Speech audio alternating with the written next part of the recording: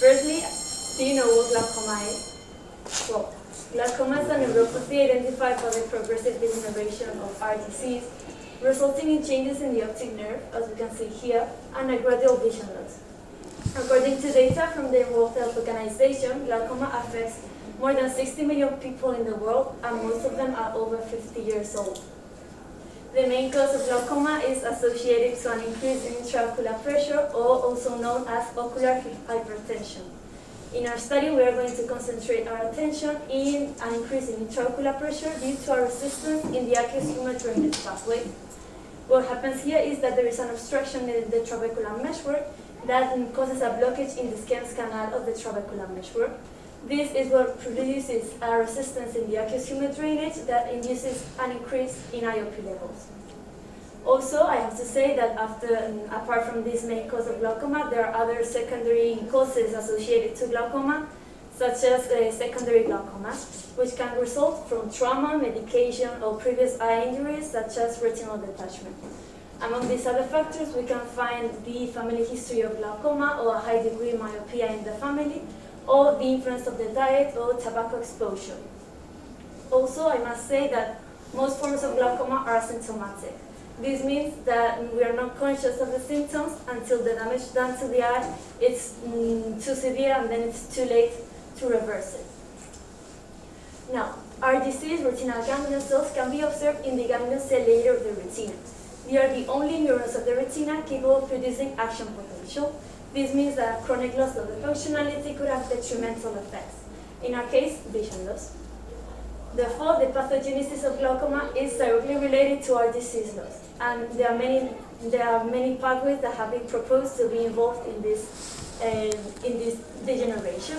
The first mechanism of cell death in glaucoma is axonal loss that leads to apoptosis. Apoptosis is a form of cell death which is associated to damage in the axon of the RGCs. And what happens here is that this produces an impaired axonal transport in our cell that avoids the traveling of information into the brain. Also, I must say that there are other additional mechanisms that shouldn't be discharged, such as age-dependent factors or reactive glia. After the initial injury comes secondary degeneration. This is a matter still under debate. It's a very controversial issue, but the most important mechanisms involved here have been an increased exposure to glutamate release by dying RGCs, or the cytotoxicity produced from activated glial cells. What happens here is that a prolonged exposure to pro-inflammatory cytokines released by RGC, by reactive glia, could have a neurodestructive effect in the evolution of glaucoma. Like I've said, there is very little knowledge about the most early stages of the pathology. For this reason, the hypothesis of our study was that the unilateral induction of ocular hypertension could cause a short-term pro-inflammatory environment in the affected eye, along with loss of RGCs, and that this damage could travel into the contralateral retina, as RGCs might also be affected there, proving a bilateral affectation of both eyes in glaucoma. For this, we used a glaucoma rodent model based on the unilateral induction of OHT. And what we did is we photocoagulated one of the eyes, we photocoagulated the limbal and episcleral veins of one of the eyes of our mice with a DO laser. In this photo over here, we can appreciate that the photocoagulated veins, this darker zone over here, have produced an obstruct, a blockage in the optic nerve pathway, and this is associated to glaucoma.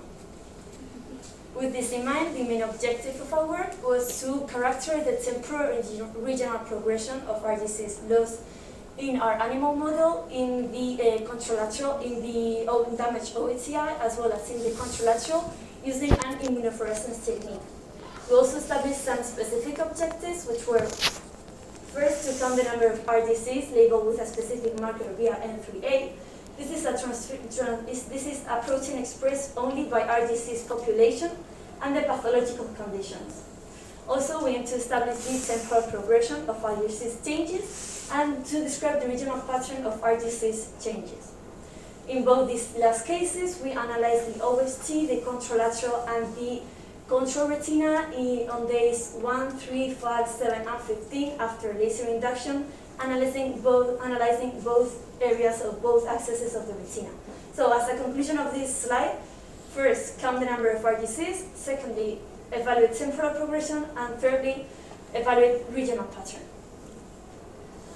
Now, we designed our experiment basing our results in 3 different experimental groups. From a total of 30 mice, we randomly took 5 of them and included them in the control group, which hadn't suffered any damage, and the rest underwent surgery, and we photocoagulated one of their eyes. This photocoagulated eye became included in the OHT group, and the contralateral eye became part of the contralateral group. Now, this last group hadn't suffered any direct damage from the photocoagulation, but we used it to evaluate the possible bilateral affectation of the glaucoma. Afterwards, we established our different sacrifice days, and in each day we analyzed a group of 5 retinas from each experimental group, always comparing them to the control group. In each of these days, we also extracted the retina from the mice we were analyzing, and we subjected it to a process of fixation with PFA. PFA is the substance we use to fix the samples and prepare them for cryoprotection. For cryoprotecting our samples, in our case the retinas, we included them in a solution of sucrose to avoid the formations of ice crystals in the cryostat. The cryostat is this machine here that allows us to store the samples before we section them so that they can undergo the immunofluorescence process. This process allows the visualization and localization of the specifically marked BRN3A cells in order to allow us to complete the analysis of our results. But what is the immunofluorescence? Well, it is a laboratory technique that uses antibodies to check for the presence of antigens in the tissue sample, in our case in the retina. What we do is that we have to establish what antigen we are going to study. In our case, it's going to be the protein BRN3A, and we have to extract it from the mouse we're analyzing and injected it into another species of mouse. Now, this new species of mouse is going to detect the protein as foreign, as it is not his own, and it's going to produce a primary antibody against it. This primary antibody is going to bind to the antigen by the epitope, which is the specific area in the specific union area between antibody and antigen. What happens here is this primary antibody isn't marked in any way, so we're not going to be able to watch it under the microscope. What we have to do is we have to extract it from the mouse and inject it into another species, in our case, the goat. Now, the goat is going to detect the primary antibody as antigen, as foreign particle, and it's going to produce a secondary antibody. This secondary antibody is going to have a fluorochrome adjoined to its surface, which is going to allow us to watch it under the microscope once we reveal it. This antibody is going to reveal in a red color. Now, before explaining the results achieved in our work, we have to explain we have to say that the retina can be divided along the horizontal axis in nasal, central, and temporal regions, and along the vertical axis in superior, central, and inferior areas. Considering this division of the retina, we counted the number of RGCs. We counted by hand the different white spots in each microphotograph taken at 20 increments, and by counting them by hand, what we did is we evaluated the number of cells in each zone of the retina. It is true that under the microscope these white spots were red, but now we are seeing them white. It doesn't matter. The quantification of glaucomatous damage allowed us to evaluate the temporal progression and the spatial distribution of glaucomatous damage in different statistical graphics. Regarding the temporal progression, we can see that in the vertical axis we have the number of RGCs. The horizontal axis shows the different sacrifice days of our study. We can observe that damage started on day 3 in both experimental groups, but it wasn't significant until day 5, where we can see a huge statistical difference between both experimental groups. And as we can see, also the damage here is much more severe because it shows higher decrease in the number of RGCs as we can compare with this.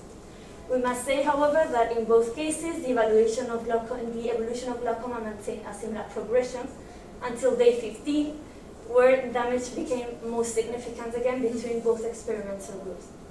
With these results, with the results achieved here, we can conclude that the evolution of glaucoma is progressive through time, and that it has a bilateral affectation, as damage was found also in the contralateral eye. With these photos, we can appreciate the great statistical difference in a much more better way. When we compare the OHT retina to the control one, we can see that basically there are no white spots. And if we compare the contralateral photo to the control one, there are some white spots, there are not as many as we can find here. All these photos were taken on day 5 of our experiment, and they all show the same zone of the retina. Focusing on evaluating now the regionalization of damage, we must say that we considered all regions and areas of the retina, and that all graphics, all statistical graphics, are compared with the control ones. In all of them, we can find in the vertical axis the number of RGCs, and in the horizontal axis the different regions and areas of the retina. In these graphics, we can also observe that damage started in both experimental groups on day 3, affecting mainly the superior and central areas of the temporal region of our retinas. We must highlight a generalized loss on day 5 in the OHT retina, where damage spread through all regions and areas of the retina, but the damage in the temporal region was most significant. And finally, we must point out a great statistical difference between both experimental groups on day 15 as well, where damage in the contralateral eye maintained only in the temporal region. It has spread significantly into the central region too. With the results achieved in our study, we can conclude saying we can achieve the following conclusions, which I proceed to read. Loss of RGCs is evident from day 3 after ocular hypertension induction, and becomes more severe after 5 days, persisting the damage until 15 days after. RGC loss initiates through the temporal region of the retina, spreading into the central region, and barely affecting the nasal region. Similarly, the central and superior areas of the retina are the most affected, with limited damage to the inferior one. The contralateral retina from our glaucoma-induced model also presents RGC loss 3 days after laser induction, and persists until 15 days after induction, though in a much more modest way. The regionalization of the damage follows a similar profile to the one described for the OHT retina. Therefore, the contralateral retina from an OHT-induced animal model cannot be used as control. Now, these were my scientific conclusions, but the real message I want to get across, what I really want to highlight from my study, is how can we prevent the glaucoma? Well, it is really important to visit ophthalmology clinics at least twice a year, especially if you're over 40 years old. And you must look for glaucomatous damage maybe by measuring IOP levels, or by completing a visual field test. And this is reassured or restated with the results found in our study that prove that once IOP levels in our eye increase, we only have a limit of 3 days of time until the damage done to our eye is too severe. Also, it has been, as I said previously, we are not conscious of the symptoms until the damage is too advanced, it's too late. And for you to make an idea, half the people who suffer glaucoma don't even know they actually have it. Also, glaucoma is the second leading cause of blindness in the world after cataracts, and it is the first cause of irreversible blindness worldwide. Now, in Spain, it affects more than 3% of our population, and as I've said that we are not conscious that we have it, this figure could increase. With this, I want to highlight again the great importance of evaluating the glaucoma and the great importance of looking for glaucoma even though you might not have it. And with this, I have to put an end to my presentation. Thank you all for your attention. I hope you really enjoyed it. And finally, I want to say thank you to all those people over here that have helped me a lot during this whole experience, and especially the Complutense University of Madrid that have helped me in the creation of this project.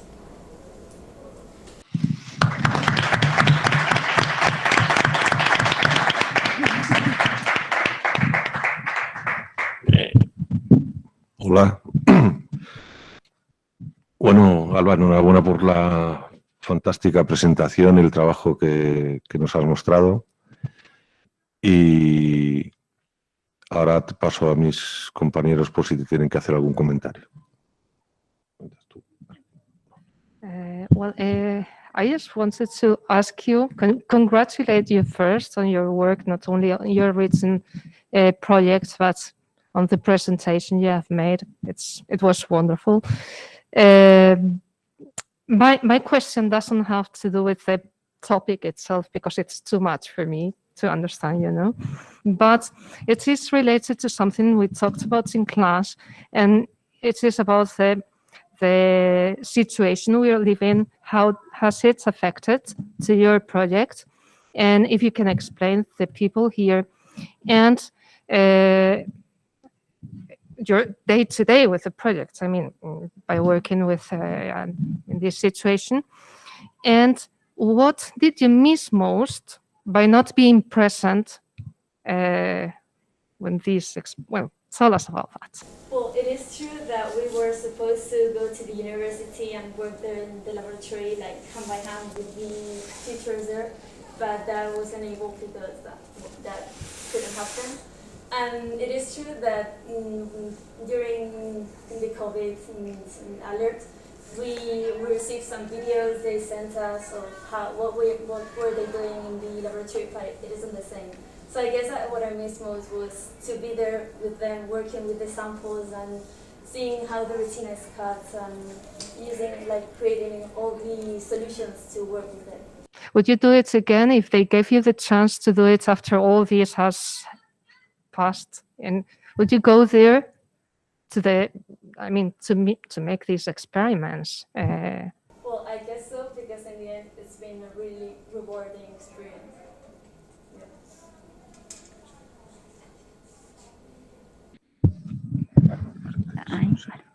Well, I have to say the same as Ángeles. Congratulations about your project, the whole project, okay? Not only the written part, but also what you explained here. So I really liked it. And well, I have one question, and it's what do you want, or what do you think you can do to continue, or what would you do if you had to continue with this project? Well, like I said in the hypothesis, it is associated to a pro-inflammatory environment in the eye. So there are many pro-inflammatory cytokines, so the affectation of glia cells like microglia and stuff, and maybe evaluating the damage done to those type of cells could be a great starting point. Okay, and also just the last question: what skills do you think you have developed doing this project, and how do you think they are going to help you in your future when you study your degree or after that? Well, the first thing I've learned is that I have to be really organized, because if not, I'm not going to meet the different dates that I have to, in which I have to give like the project to my teacher so it could be corrected.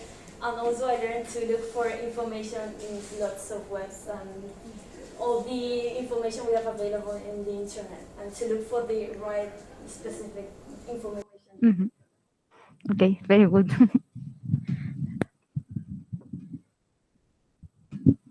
Bueno, pues yo un par de comentarios más sobre el trabajo ahora. A ver, ya que me has metido ahí en el paquete de más de 40 años y tengo que ir ahora al oculista, estoy convencido que seguramente cuando vaya y le diga que quiero que me hagan pruebas sobre el glaucoma, me va a decir que no, porque está muy bien ir, pero para que te hagan pruebas. Entonces, primero, ¿qué le tengo que decir para que me haga las pruebas correspondientes?